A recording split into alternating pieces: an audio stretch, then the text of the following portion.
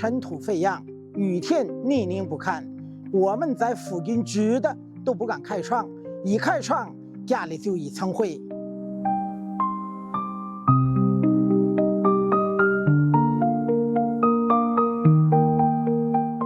历经10多年的艰苦努力，共运送土方6456万立方米，植树1189万棵，修建蓄水池塘35处，累计投资51.6亿元，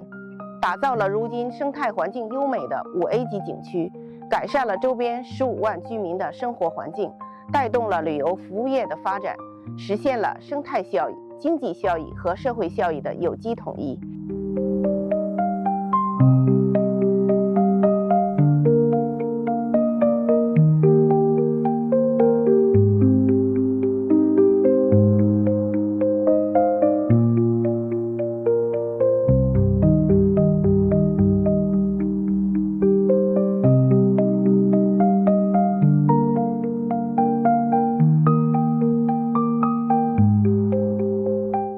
以前开展采石虽然能挣到一些钱，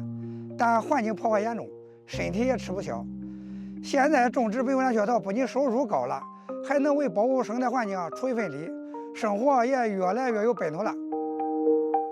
通过打造特色农产品种植、旅游景区和古村落以及传统手工艺品等产业，迎接待游客200万人次，旅游收入2.4亿元。